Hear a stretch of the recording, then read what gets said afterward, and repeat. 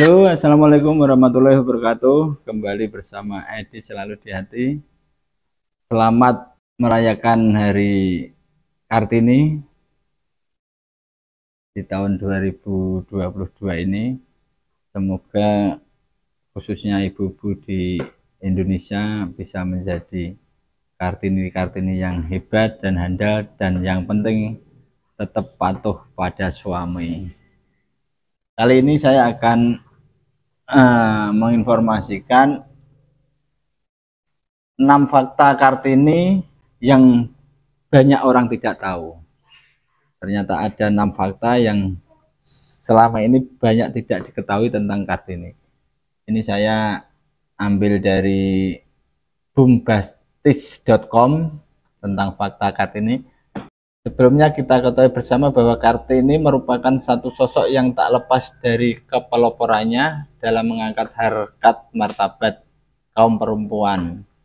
Saat itu, ia sebagai wanita merasa terlalu dikekang menurut adat istiadat Jawa, yang menempatkan hak-hak kaum perempuan tidak seperti kaum laki-laki, baik dalam pergaulan, hak pendidikan maupun cita-cita. Kartinilah yang kemudian tercatat sejarah sebagai pahlawan yang memperjuangkan persamaan hak tersebut. Untuk itu, di setiap tanggal 21 April, masyarakat Indonesia memperingati hari besar nasional, yakni Hari Kartini, untuk mengingat perjuangan-perjuangan dalam persamaan hak. Tapi sebenarnya sudah tahukah teman-teman bahwa sosok Kartini dalam kehidupannya ini menyimpan 6 fakta yang jarang diketahui oleh orang Indonesia? Apakah 6 fakta itu? Yang pertama yaitu Kartini memiliki darah bangsawan dan ulama. Kartini adalah seorang gadis Jepara yang dilahirkan pada tanggal 21 April 1879. Kartini memiliki darah seorang bangsawan dari ayahnya yang bernama Mas Adipati Aryo Sosroningrat. Saat itu ayahnya merupakan seorang bupati Jepara yang memiliki garis keturunan dari Hamengkubuwono VI hingga sampai ke garis keluarga istana kerajaan Majapahit. Ibunya sendiri, M.A. Ngasirah, menurut catatan sejarah pemerintah daerah Istimewa Yogyakarta, merupakan anak dari ulama ternama di tanah Jepara, yakni Nyai Haji Siti Aminah dan Kiai Haji Madirono, yang merupakan guru ngaji di daerah Teklo Kawur, Jepara. Ya ternyata itu ya, ternyata selain dari bangsawan, Ibu kita Kartini keturunan dari ulama.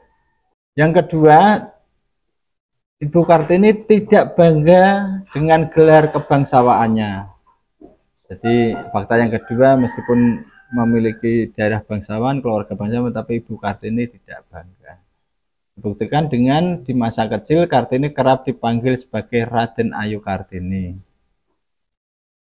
Namun ia sebenarnya tidak suka dengan panggilan Raden Ayu. Hal ini diketahui saat pertama kali ia diberi gelar Raden Ayu oleh ayahnya setelah Kartini pulang sekolah.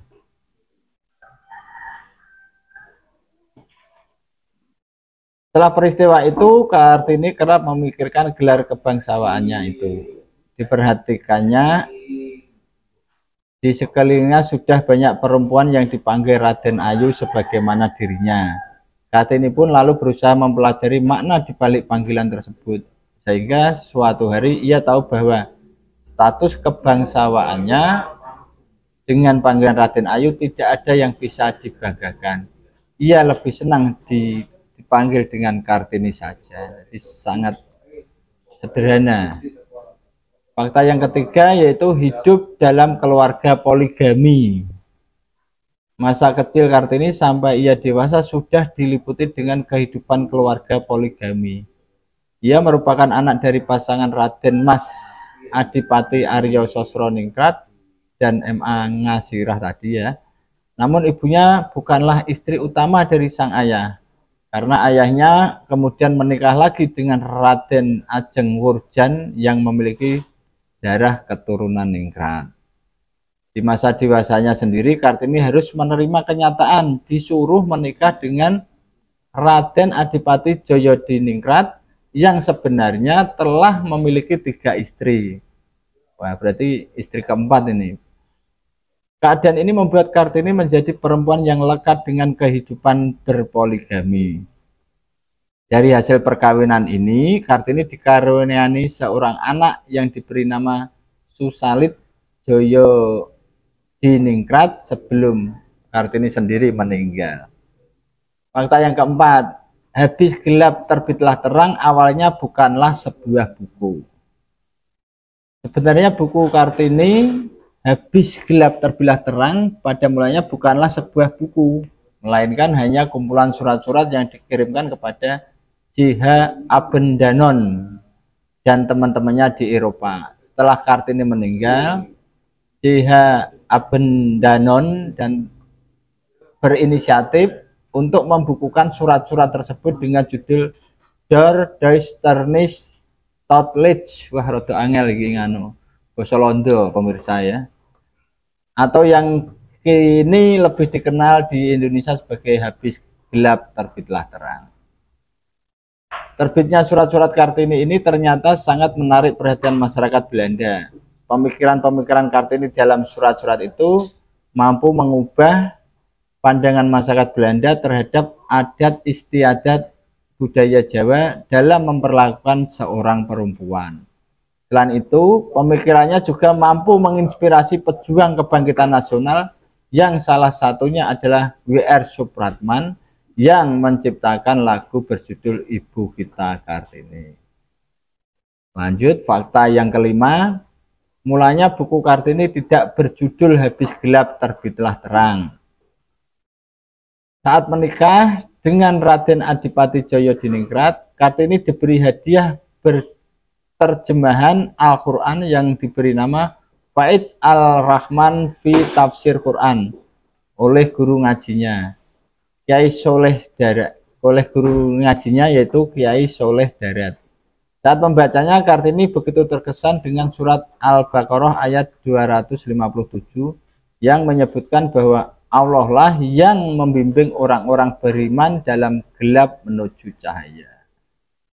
Dalam surat-surat yang dikirim kepada sahabatnya di Belanda tadi, Kartini sering mengulang kalimat dari gelap menuju cahaya. Atas dasar itu, kumpulan surat-surat Kartini yang dibukukan kemudian diberi judul Der Duisternis Totlich dalam bahasa Belanda yang bila diartikan menjadi dari gelap menuju cahaya. Barulah di tahun 1922 Balai Pustaka menerbitkannya dalam bahasa Melayu dengan judul Habis Gelap Terbitlah Terang. Yang terakhir, fakta keenam, Belanda mengabadikan nama Kartini sebagai nama jalan. Wah, ini keren. Ini gambarnya. Selain nah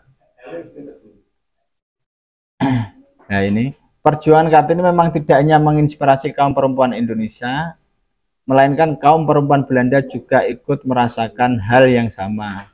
Paling tidak, inilah efek yang terasa ketika surat-surat Kartini dibukukan dalam bentuk bahasa Belanda dengan judul Der Duisternis Totlich.